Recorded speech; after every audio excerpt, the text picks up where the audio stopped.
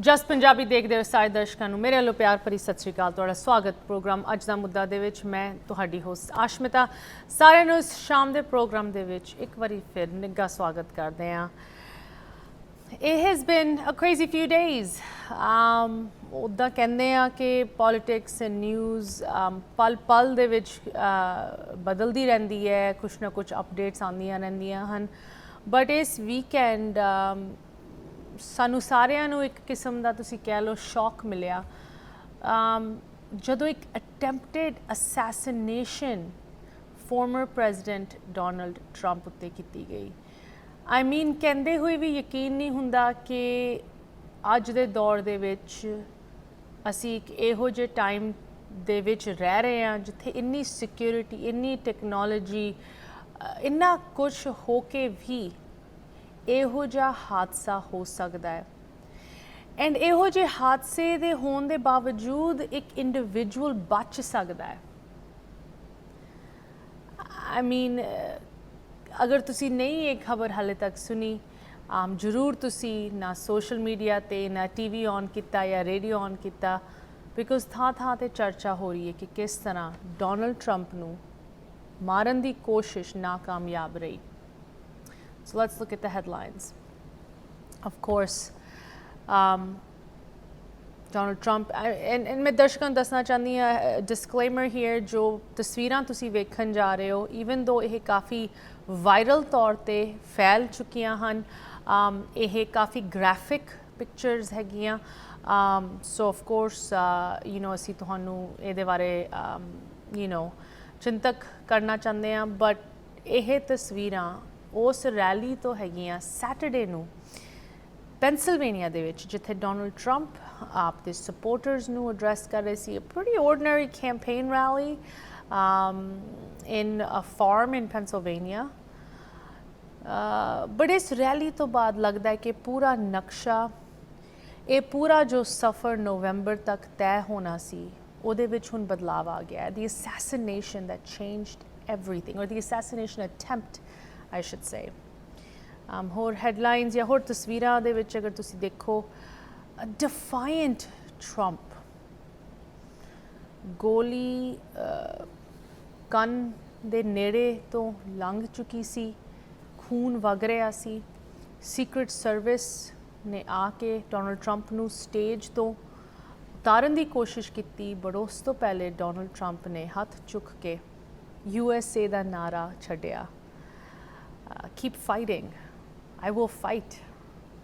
ਇਹ ਲਫ਼ਜ਼ ਕਹਿੰਦੇ ਹੋਏ ਡੋਨਲਡ ਟਰੰਪ ਵੇਖਿਆ ਜਾ ਰਿਹਾ ਹੈ। I mean these pictures will go down in history. Ronald Reagan, ਜੋ ਕਿ 80s ਦੇ ਵਿੱਚ ਪ੍ਰੈਜ਼ੀਡੈਂਟ ਸੀ, he was the last person ਜਿਹਦੀ ਜਾਨ ਉੱਤੇ ਇਹੋ ਜਿਹਾ ਹਮਲਾ ਹੋਇਆ, ਜੋ ਕਿ ਬਚਿਆ ਉਸ ਹਮਲੇ ਵਿੱਚੋਂ। ਐਂਡ ਆਫਟਰ ਦੈਟ ਹੁਣ ਕਿੰਨੇ ਦਹਾਕਿਆਂ ਬਾਅਦ ਅਸੀਂ ਇੱਕ ਵਾਰੀ ਫਿਰ ਵੇਖ ਰਹੇ ਹਾਂ ਕਿ ਇੱਕ ਨਵੇਂ ਕਿਸਮ ਦੀ ਵਾਇਲੈਂਸ ਪੋਲੀਟੀਕਲ ਕੈਂਡੀਡੇਟਸ ਨੂੰ ਕਿੰਨੀ ਕਰੀਬੀ ਤੋਂ ਅਫੈਕਟ ਕਰ ਰਹੀ ਹੈ। Some of the most powerful men in the world are not safe.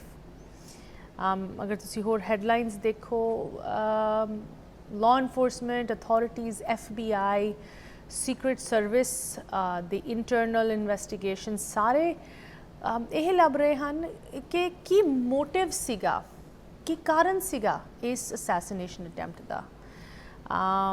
ਕਿਉਂ ਡੋਨਲਡ ਟਰੰਪ ਦੀ ਜਾਨ ਉੱਤੇ ਇਹੋ ਜਿਹਾ ਹਮਲਾ ਹੋਇਆ। ਐਂਡ ਵਾਟਸ ਈਵਨ ਮੋਰ ਬਿਜ਼ਾਰ ਕਿ ਜਿਹਨੇ ਇਹ ਹਮਲਾ ਕੀਤਾ, like you can see in some of the upcoming headlines, ਉਹਦਾ ਪਤਾ ਆਲਰੇਡੀ ਲੱਗ ਚੁੱਕਿਆ ਹੈ ਉਹਨੂੰ ਆਲਰੇਡੀ, ਐਂਡ ਇਮੀਡੀਏਟਲੀ ਉਸ ਦਿਨ ਮੌਜੂਦ ਲਾਅ ਇਨਫੋਰਸਮੈਂਟ ਸਨਾਈਪਰਸ ਨੇ ਉਸ ਗੋਲੀ ਵੱਜਣ ਤੋਂ ਬਾਅਦ ਇਮੀਡੀਏਟਲੀ ਮਾਰ ਦਿੱਤਾ। ਜੋ ਡੋਨਲਡ ਟਰੰਪ ਦੀ ਸਿਕਿਉਰਿਟੀ ਡੀਟੇਲ ਸੀਗੀ, ਉਹਨਾਂ ਨੇ ਇੱਕਦਮ ਇਸ ਸ਼ੂਟਰ ਨੂੰ ਆਇਡੈਂਟੀਫਾਈ ਕੀਤਾ। ਇੱਕ ਛੱਤ 'ਤੇ ਉਹ ਲੇਟਿਆ ਹੋਇਆ ਸੀ, ਬਹੁਤ ਨੇੜੇ ਦੀ ਉਹ ਛੱਤ ਸੀਗੀ। ਕਿਉਂ ਲਾਅ ਇਨਫੋਰਸਮੈਂਟ ਨੂੰ, ਸਿਕਿਉਰਿਟੀ ਸਰਵਿਸ ਨੂੰ ਪਹਿਲੇ ਉਹ ਛੱਤ, ਪਹਿਲੇ ਉਹ ਸ਼ੂਟਰ ਨਹੀਂ ਦਿਸਿਆ? ਹਲੇ ਵੀ ਇਹ ਸਵਾਲ ਉੱਠ ਰਹੇ ਹਨ। ਬਟ ਉਸ ਸ਼ੂਟਰ ਦੇ ਉਸ ਗੋਲੀ ਮਾਰਨ ਤੋਂ ਕੁਝ ਮੂਮੈਂਟਸ ਬਾਅਦ ਹੀ ਲਾਅ ਇਨਫੋਰਸਮੈਂਟ ਨੇ ਉਹਨੂੰ ਪਾ ਲਿਆ ਸੀ ਤੇ ਉਹਨੂੰ ਮਾਰ ਦਿੱਤਾ। If you look at further headlines, you know, ਇੱਕ ਬਹੁਤ ordinary ਜੀ ਰੈਲੀ ਸੀਗੀ। ਲੋਕੀ ਖੁਸ਼ ਮਜ਼ਾਜ ਸੀ, ਗਾਣੇ ਸੀ, ਸਪੀਚਾਂ ਹੋ ਰਹੀਆਂ ਸੀ ਐਂਡ ਦੈਨ ਇੱਕਦਮ ਗੋਲੀਆਂ ਵੱਜੀਆਂ। ਕਈ ਲੋਕਾਂ ਨੇ ਤਾਂ ਇਹ ਵੀ ਕਿਹਾ ਹੈ ਕਿ ਉਹਨਾਂ ਨੂੰ ਲੱਗਿਆ ਕਿ ਕਿਉਂਕਿ 4th of July ਇੰਡੀਪੈਂਡੈਂਸ ਡੇ ਹੁਣੇ ਲੰਘ ਕੇ ਹਟਿਆ ਕਿ ਸ਼ਾਇਦ ਕੋਈ ਫਾਇਰਵਰਕਸ ਵੱਜ ਰਹੇ ਸੀ। ਉਹਨਾਂ ਨੂੰ ਇਹ ਵੀ ਨਹੀਂ ਅੰਦਾਜ਼ਾ ਹੋਇਆ ਕਿ ਗੋਲੀ ਵੱਜੀ ਹੈ। ਜਦੋਂ ਉਹਨੇ ਆਸ-ਪਾਸ ਵੇਖਿਆ ਕਿ ਕਿਸ ਤਰ੍ਹਾਂ ਡੋਨਲਡ ਟਰੰਪ ਥੱਲੇ ਡਿੱਗ ਪਿਆ ਹੈ, ਖੂਨ ਵਗ ਰਿਹਾ ਹੈ, ਇੱਕ ਬਾਈਸਟੈਂਡਰ ਜੋ ਕਿ ਸਟੈਂਡਸ ਦੇ ਵਿੱਚ ਸੀਗਾ ਉਹਦੀ ਜਾਨ ਗਈ। ਇਹ ਵੇਖਣ ਤੋਂ ਬਾਅਦ ਲੋਕਾਂ ਨੂੰ ਅੰਦਾਜ਼ਾ ਹੋਇਆ ਕਿ ਐਕਚੁਅਲੀ ਦੇ ਵਿੱਚ ਕੀ ਵਾਪਰਿਆ ਇਸ ਰੈਲੀ ਦੇ ਵਿੱਚ।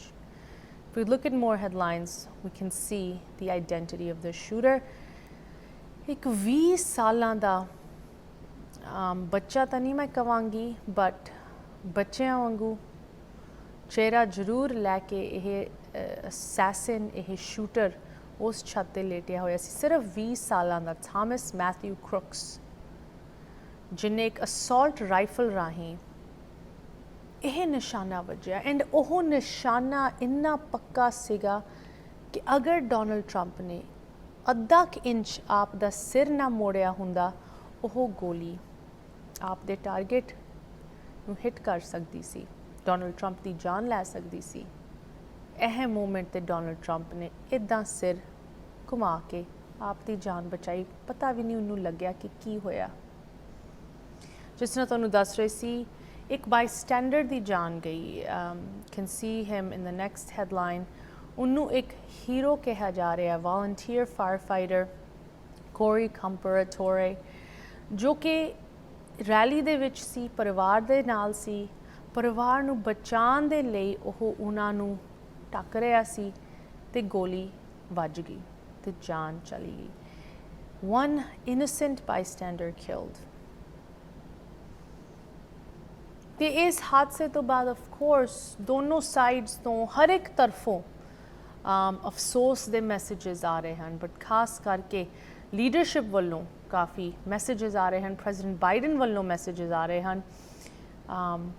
Can see in the next headline, president Biden ਨੇ ਸੈਟਰਡੇਜ਼ ਤੇ ਇਸ ਹਾਦਸੇ ਤੋਂ ਬਾਅਦ ਕਿੰਨੇ ਹੀ ਹਾਲੇ ਤੱਕ ਪਬਲਿਕ ਅਪੀਅਰੈਂਸਿਸ ਕੀਤੀਆਂ ਹਨ, ਨੇਸ਼ਨ ਨੂੰ ਐਡਰੈਸ ਕੀਤਾ ਹੈ ਐਂਡ ਇਹ ਚੀਜ਼, ਇਹ ਹਾਦਸੇ ਦਾ ਬਹੁਤ ਸਖਤ ਤਰੀਕੇ ਦੇ ਨਾਲ ਵਿਰੋਧ ਕੀਤਾ ਹੈ ਕਿ ਪੋਲੀਟਿਕਸ ਦੇ ਵਿੱਚ ਕਦੀ ਵੀ ਇਹੋ ਜਿਹੀ ਅਹਿੰਸਾ ਨਹੀਂ ਹੋਣੀ ਚਾਹੀਦੀ। ਇੱਕ ਲਿਟਰਲ ਬੈਟਲਫੀਲਡ ਨਹੀਂ ਹੋਣਾ ਚਾਹੀਦਾ ਜਦੋਂ ਪੋਲੀਟਿਕਸ ਦੇ ਵਿੱਚ ਦੋ ਲੋਕੀ ਡਿਸਐਗਰੀ ਕਰਦੇ ਹੈ। ਪ੍ਰੈਜ਼ੀਡੈਂਟ ਬਾਈਡਨ ਨੇ ਆਪ ਕਿਹਾ ਕਿ ਮੈਂ ਡੋਨਲਡ ਟਰੰਪ ਦੇ ਨਾਲ ਗੱਲ ਕੀਤੀ ਹੈ, ਚੈੱਕ ਕੀਤਾ ਹੈ ਕਿ ਕੀ ਉਹ ਠੀਕ ਫੀਲ ਕਰ ਰਿਹਾ, ਠੀਕ ਮਹਿਸੂਸ ਕਰ ਰਿਹਾ ਹੈ। ਉਹਨਾਂ ਨੇ ਇਹ ਵੀ ਕਿਹਾ ਕਿ ਜੋ ਅਫਵਾਹਾਂ ਫੈਲਾਈਆਂ ਜਾ ਰਹੀਆਂ ਹਨ ਕਿ ਸੀਕ੍ਰੇਟ ਸਰਵਿਸ ਜਾਂ ਐਡੀਸ਼ਨਲ ਸਿਕਿਉਰਿਟੀ ਡੋਨਲਡ ਟਰੰਪ ਨੂੰ ਨਹੀਂ ਦਿੱਤੀ ਗਈ ਸੀ, ਉਹ ਬਿਲਕੁਲ ਗਲਤ ਹੈਗੀਆਂ। ਕਿ ਜੂਨ ਤੋਂ ਪਹਿਲੇ ਦੀ additional security services president Biden, secret service, federal government ਵੱਲੋਂ ਡੋਨਲਡ ਟਰੰਪ ਨੂੰ ਦਿੱਤੀਆਂ ਗਈਆਂ ਹਨ। ਕਿ ਪ੍ਰੈਜ਼ੀਡੈਂਟ ਬਾਈਡਨ ਕਦੀ ਨਹੀਂ ਇਹ ਚਾਹੁੰਦੇ ਕਿ ਕੋਈ ਵੀ ਉਹਨਾਂ ਦਾ ਭਾਵੇਂ ਪੋਲੀਟੀਕਲ ਅਪੋਨੈਂਟ ਹੋਏ, ਭਾਵੇਂ ਪੋਲੀਟੀਕਲ ਸਪੋਰਟਰ ਹੋਏ, ਕਿਸੇ ਨੂੰ ਵੀ ਉਹਨਾਂ ਦੀ ਜਾਨ ਦਾ ਖਤਰਾ ਮਹਿਸੂਸ ਹੋਏ। ਇਨਫੈਕਟ ਇਸ ਹਾਦਸੇ ਤੋਂ ਬਾਅਦ ਇੱਕ ਹੋਰ ਪ੍ਰੈਜ਼ੀਡੈਂਟ ਬਾਈਡਨ ਦੀ ਸਪੀਚ ਦੇ ਵਿੱਚ ਉਹਨਾਂ ਨੇ ਕਿਹਾ ਕਿ ਸਾਨੂੰ ਸਾਰਿਆਂ ਨੂੰ ਕੂਲ ਡਾਊਨ ਹੋਣ ਦੀ ਲੋੜ ਹੈ। ਜਿਸ ਤਰ੍ਹਾਂ ਤੁਸੀਂ ਅਗਲੀ ਹੈਡਲਾਈਨ ਦੇ ਵਿੱਚ ਵੇਖ ਸਕਦੇ ਹੋ ਕਿ ਅਸੀਂ ਕਿੰਨੇ ਗਰਮ ਤਰੀਕੇ ਦੇ ਨਾਲ ਇਸ ਪੋਲੀਟੀਕਲ ਸਾਈਕਲ ਦੇ ਵਿੱਚ ਅੱਗੇ ਵਧ ਰਹੇ ਹਾਂ ਕਿ ਲੋਕੀ ਇੰਨੇ ਵੰਡੇ ਹੋਏ ਹਨ, ਇੰਨੇ ਡਿਵਾਈਸਿਵ ਤੌਰ 'ਤੇ, ਇੰਨੇ ਨਫ਼ਰਤ ਦੇ ਨਾਲ ਇੱਕ ਦੂਜੇ ਨੂੰ ਵੇਖਦੇ ਹੈ ਕਿ ਇਹ ਰਿਪਬਲਿਕਨ ਹੈ ਜਾਂ ਇਹ ਡੈਮੋਕ੍ਰੈਟ ਹੈ, ਇਹ ਕੰਸਰਵੇਟਿਵ ਹੈ ਜਾਂ ਇਹ ਲਿਬਰਲ ਹੈ, ਪ੍ਰੋਗਰੈਸਿਵ ਹੈ, ਕਿ ਇਹ ਚੀਜ਼ਾਂ ਉੱਤੇ ਡਿਸਐਗਰੀ ਕਰਨਾ ਬਿਲਕੁਲ ਠੀਕ ਹੈ, ਜ਼ਰੂਰੀ ਹੈ, ਬਟ ਉਸ ਡਿਸਐਗਰੀਮੈਂਟ ਨੂੰ ਤੁਸੀਂ ਇੱਕ ਜਾਨਲੇਵਾ, ਇੱਕ ਨਫ਼ਰਤ ਦੇ ਵਿੱਚ ਨਹੀਂ ਬਦਲ ਸਕਦੇ ਕਿ ਨਫ਼ਰਤ ਦੀ ਕੋਈ ਜਗ੍ਹਾ ਨਹੀਂ ਹੈਗੀ ਇਸ ਮੁਲਕ ਦੀ ਸਿਵਲ ਸੁਸਾਇਟੀ ਦੇ ਵਿੱਚ। ਹੋਰ ਹੈਡਲਾਈਨ ਸਾਨੂੰ ਦੱਸਦੀਆਂ ਹਨ ਕਿ ਭਾਵੇਂ ਪ੍ਰੈਜ਼ੀਡੈਂਟ ਬਾਈਡਨ ਦਾ ਇਹ ਮੈਸੇਜ ਲੋਕਾਂ ਨੂੰ ਜੋੜਨ ਦੀ ਕੋਸ਼ਿਸ਼ ਦੇ ਵਿੱਚ ਅੱਗੇ ਆ ਰਿਹਾ ਹੈ ਕਿ ਇਸ ਅਸੈਸੀਨੇਸ਼ਨ ਅਟੈਂਪਟ ਤੋਂ ਬਾਅਦ ਲੱਗਦਾ ਹੈ ਕਿ ਮੁਲਕ ਜਿੱਥੇ ਵੰਡਿਆ ਹੋਇਆ ਸੀ ਉੱਥੇ ਹੋਰ ਵੀ ਵੱਡਾ ਇਹ ਡਿਵੀਜ਼ਨ ਹੋਣ ਜਾ ਰਿਹਾ ਹੈ। ਆਫ ਕੋਰਸ ਹਰ ਇੱਕ ਕ੍ਰਾਈਸਿਸ ਦੇ ਵਿੱਚ ਓਪਰਚੁਨਿਟੀ ਹੁੰਦੀ ਹੈ ਐਂਡ ਇਸ ਕ੍ਰਾਈਸਿਸ ਦੇ ਵਿੱਚ ਵੀ, ਇਸ ਅਸੈਸੀਨੇਸ਼ਨ ਅਟੈਂਪਟ ਦੇ ਵਿੱਚ ਵੀ ਕਿਤੇ ਨਾ ਕਿਤੇ ਇੱਕ ਪੋਲੀਟੀਕਲ ਓਪਰਚੁਨਿਟੀ ਜ਼ਰੂਰ ਅੱਗੇ ਆਏਗੀ ਐਂਡ ਜਿੱਥੇ ਓਪਰਚੁਨਿਟੀ ਦਿਸਦੀ ਹੈ ਉੱਥੇ ਡਿਵੀਜ਼ਨਸ ਕ੍ਰੀਏਟ ਕੀਤੇ ਜਾਂਦੇ ਹਨ, ਖਾਸ ਕਰਕੇ ਜਦੋਂ ਤੁਸੀਂ ਪੋਲੀਟਿਕਸ ਦੀ ਗੱਲ ਕਰਦੇ ਹੋ। ਆਈ ਮੀਨ ਇਸ ਸਿਨੈਰੀਓ ਦੇ ਵਿੱਚ ਵੀ ਸਾਨੂੰ ਪਤਾ ਹੈ ਆਲਰੇਡੀ ਕਿੰਨੀ ਮਿਸਇਨਫੋਰਮੇਸ਼ਨ ਅੱਗੇ ਆ ਰਹੀ ਹੈ ਕਿ ਲੋਕੀ ਆਪਸ 'ਚ ਗੱਲਾਂ ਕਰ ਰਹੇ ਹਨ, ਸੋਸ਼ਲ ਮੀਡੀਆ 'ਤੇ ਅਫਵਾਹਾਂ ਫੈਲਾ ਰਹੇ ਹਨ, ਵਿਊਜ਼, ਕਲਿੱਕਸ, ਫਾਰਵਰਡਸ ਲਈ, ਲਾਈਕਸ ਲਈ। ਇਹ ਚੀਜ਼ਾਂ ਤਾਂ ਹਲੇ ਸਿਰਫ ਸ਼ੁਰੂ ਹੋਈਆਂ ਹਨ, ਨਵੰਬਰ ਤੱਕ ਕਿੰਨਾ ਟਾਈਮ ਪਿਆ ਹੈ। We look at more headlines around this story, ਇੱਕ ਹੋਰ ਬਹੁਤ ਵੱਡਾ ਇਸ਼ੂ ਜੋ ਕਿ ਇਸ ਸ਼ੂਟਿੰਗ ਤੋਂ ਅੱਗੇ ਆਉਂਦਾ ਹੈ, once again the weapon that was used, the AR-15 assault rifle, ਇੱਕ ਇਹੋ ਜਿਹੀ ਬੰਦੂਕ ਜਿਹਨੂੰ ਲੈ ਕੇ ਜੋ ਕਿ ਕਾਮਨ ਸੈਂਸ ਗਨ ਰਿਫਾਰਮ ਚਾਹਣ ਵਾਲੇ ਲੋਕੀ ਹਨ, ਜੋ ਕਿ ਚਾਹੁੰਦੇ ਹਨ ਕਿ ਇਹੋ ਜਿਹੀ ਬੰਦੂਕਾਂ ਨੂੰ ਨਹੀਂ ਲੋਕਾਂ ਤੱਕ ਈਜ਼ੀ ਐਕਸੈਸ ਨਹੀਂ ਹੋਣਾ ਚਾਹੀਦਾ, ਉਹਨਾਂ ਨੂੰ ਇੱਕ ਵਾਰੀ ਫਿਰ ਇੱਕ ਪਲੇਟਫਾਰਮ ਮਿਲਿਆ ਹੈ।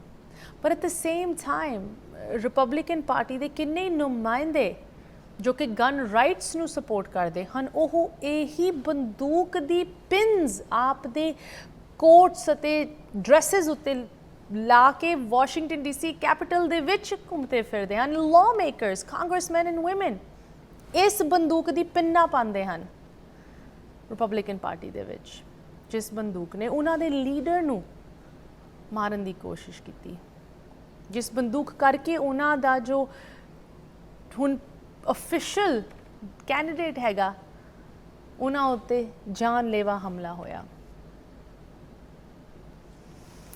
So how do we move forward from here?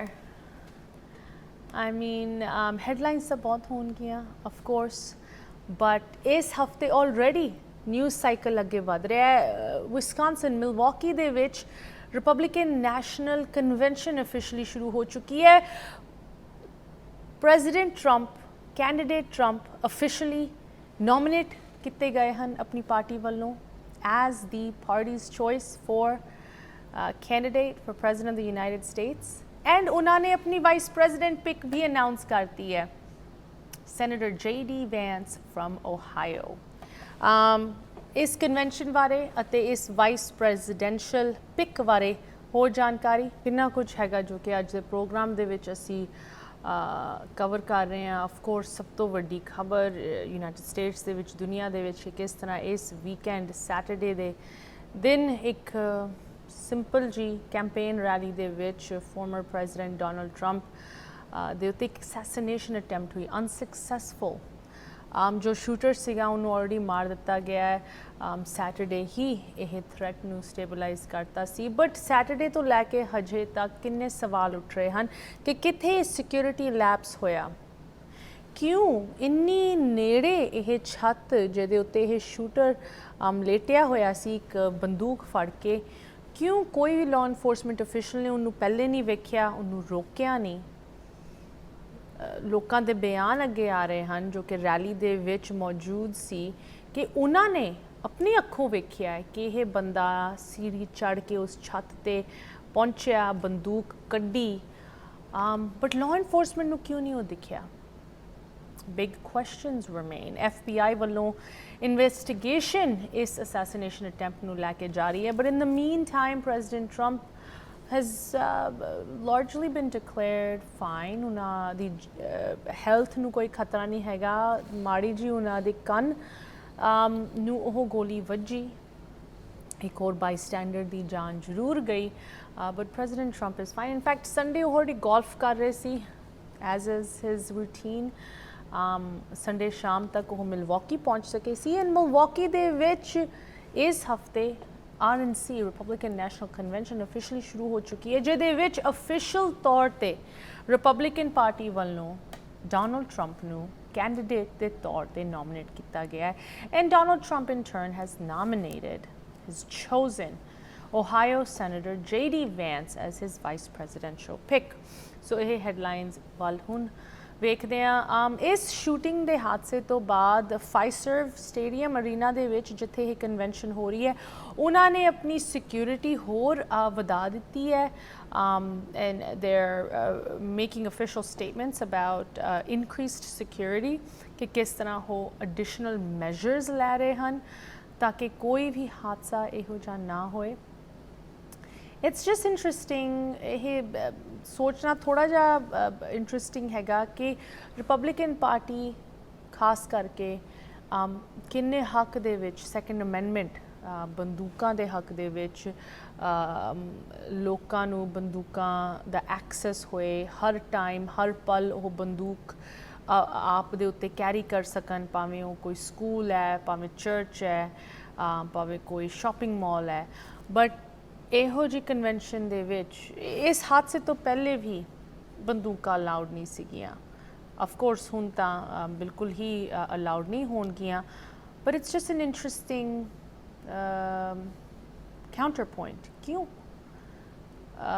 ਅਗਰ ਬੰਦੂਕਾਂ ਦੇ ਨਾਲ ਇੰਨੀ ਸਿਕਿਉਰਿਟੀ ਵੱਧਦੀ ਹੈ ਤਾਂ ਕਿਉਂ ਨਹੀਂ ਉਹਨਾਂ ਨੂੰ ਇਹੋ ਜਿਹੀ ਕਨਵੈਨਸ਼ਨ ਦੇ ਵਿੱਚ ਅਲਾਉ ਕੀਤਾ ਜਾਂਦਾ But anyways, convention ਦੀ ਤੁਸੀਂ headlines ਦੇਖੋ a lot going on. Official ਤੌਰ ਤੇ Republican delegates ਵੱਲੋਂ Donald Trump ਨੂੰ ਚੁਣਿਆ ਗਿਆ ਇੱਕ ਵਾਰੀ ਫਿਰ Republican nominee ਦੇ ਤੌਰ ਤੇ to run for President of the United States. ਇੱਕ official roll call ceremony ਹੋਈ ਕੱਲ੍ਹ ਦੇ ਦਿਨ ਜਦੋਂ ਕਨਵੈਨਸ਼ਨ ਸ਼ੁਰੂ ਕੀਤੀ ਗਈ ਜਿਹਦੇ ਵਿੱਚ ਵੱਖ-ਵੱਖ ਸਟੇਟਸ ਦੇ Republican delegates ਨੇ ਆਪ ਦੀ choice announce ਕੀਤੀ and Donald Trump ਨੂੰ ਜੋ ਇੱਕ ਉਹ threshold cross ਕਰਨਾ ਸੀ delegates ਦਾ ਉਹ ਉਹਨਾਂ ਨੇ easily cross ਕੀਤਾ because there is no opposition and ਉਹ official ਤੌਰ ਤੇ ਹੁਣ nominee ਹੈਗੇ ਉਹਨਾਂ ਨੇ ਆਪਣੀ vice presidential pick ਨੂੰ announce ਕੀਤਾ Ohio Senator J.D. Vance. So if we look at more headlines, who is J.D. Vance? ਇਹ individual ਇੱਕ ਤੁਸੀਂ ਕਹਿ ਲਓ ਬਹੁਤ interesting choice ਡੋਨਲਡ ਟਰੰਪ ਲਈ ਹੈਗੀ of course it is a white male ਕਾਫੀ ਲੋਕੀ ਇਹ ਸੋਚ ਰਹੇ ਸੀ ਕਿ ਸ਼ਾਇਦ ਡੋਨਲਡ ਟਰੰਪ ਕਿਸੇ ਔਰਤ ਨੂੰ ਚੁਣੇਗਾ ਜਾਂ ਕਿਸੇ person of color ਨੂੰ ਚੁਣੇਗਾ ਤਾਂ ਕਿ ਉਹ ਵੋਟ ਸਿਕਿਉਰ ਕੀਤੀ ਜਾਏ but instead he goes with J.D. Vance ਜੋ ਕਿ ਓਹਾਇਓ ਤੋਂ ਸੈਨੇਟਰ ਹਨ possibly ਜੋ ਮਿਡ ਵੈਸਟਰਨ ਵੋਟ ਹੈਗੀ ਉਹਨੂੰ ਸਿਕਿਉਰ ਕਰਨ ਲਈ ਸਾਨੂੰ ਸਾਰਿਆਂ ਨੂੰ ਪਤਾ ਹੈ ਹੁਣ ਕਿ ਵੱਡੀ ਸਵਿੰਗ ਸਟੇਟਸ ਖਾਸ ਕਰਕੇ ਮਿਡਵੈਸਟ ਦੇ ਵਿੱਚ ਅਕਸਰ ਇਲੈਕਸ਼ਨਸ ਡਿਟਰਮਿਨ ਕਰਦੀਆਂ ਹਨ ਪੈਨਸਿਲਵੇਨੀਆ ਓਹਾਇਓ ਮਿਸ਼ੀਗਨ ਵਿਸਕਾਂਸਨ ਇਨ ਸਟੇਟਸ ਦੇ ਵਿੱਚ ਇੱਕ ਬਹੁਤ ਤੁਸੀਂ ਕਹਿ ਲਓ ਇੱਕ ਬਹੁਤ ਜ਼ਿਆਦਾ ਪਾਵਰ ਹੁੰਦੀ ਹੈ ਇੱਕ ਫੈਡਰਲ ਇਲੈਕਸ਼ਨ ਦੇ ਵਿੱਚ ਐਂਡ J.D. Vance ਦੀ ਇਹ ਚੋਇਸ ਸ਼ਾਇਦ president Donald Trump farmer president Trump ਨੂੰ ਇੱਕ ਐਡਵਾਂਟੇਜ ਦਿੰਦੀ ਹੈ ਇਸ ਏਰੀਆ ਦੇ ਵਿੱਚ However, if you look at more headlines, you can see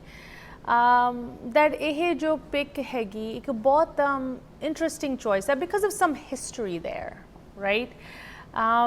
J.D. Vance ਆਪ ਵੀ ਪਹਿਲੇ president ਲਈ run ਕਰ ਚੁੱਕੇ ਹਨ he's a relative newcomer to politics ਉਹਨਾਂ ਦੀ ਉਮਰ ਵੀ ਕਾਫੀ ਘੱਟ ਹੈ he's only 39 years old and ਉਹਨਾਂ ਦਾ ਜੋ ਇੱਕ ਤੁਸੀਂ ਕਹਿ ਲਓ ਜੋ ਪਬਲਿਕ ਸਟੇਟਮੈਂਟਸ ਉਹਨਾਂ ਵੱਲੋਂ ਕੀਤੀਆਂ ਗਈਆਂ ਖਾਸ ਕਰਕੇ ਡੋਨਲਡ ਟਰੰਪ ਨੂੰ ਲੈ ਕੇ ਉਹ ਇੰਨੀ ਕੋਈ ਸ਼ਾਨਦਾਰ ਜਾਂ ਇੰਨੀ ਕੋਈ ਸਪੋਰਟਿਵ ਨਹੀਂ ਸੀਗੀਆਂ ਕੁਝ ਦੇਰ ਤੱਕ ਹੀ of course then he changed tunes if you look at the next headline you can see that J.D. Vance ਕੁਝ ਸਾਲਾਂ ਪਹਿਲੇ ਹੀ ਬਹੁਤ ਸਖਤ ਵਿਰੋਧੀ ਸੀਗੇ ਡੋਨਲਡ ਟਰੰਪ ਦੇ In fact, 2016 ਦੇ ਵਿੱਚ ਉਹਨਾਂ ਨੇ ਇਹ ਵੀ ਕਿਹਾ ਕਿ ਡੋਨਲਡ ਟਰੰਪ ਅਮਰੀਕਾ ਦਾ ਹਿਟਲਰ ਬਣ ਸਕਦਾ ਹੈ J.D. Vance ਜੋ ਕਿ ਅੱਜ ਡੋਨਲਡ ਟਰੰਪ ਦਾ ਵਾਈਸ ਪ੍ਰੈਜ਼ੀਡੈਂਟ ਪਿਕ ਹੈਗਾ ਉਹਨੇ ਆਪ ਕਿਹਾ ਕਿ ਡੋਨਲਡ ਟਰੰਪ ਇੱਕ ਓਪੀਓਇਡ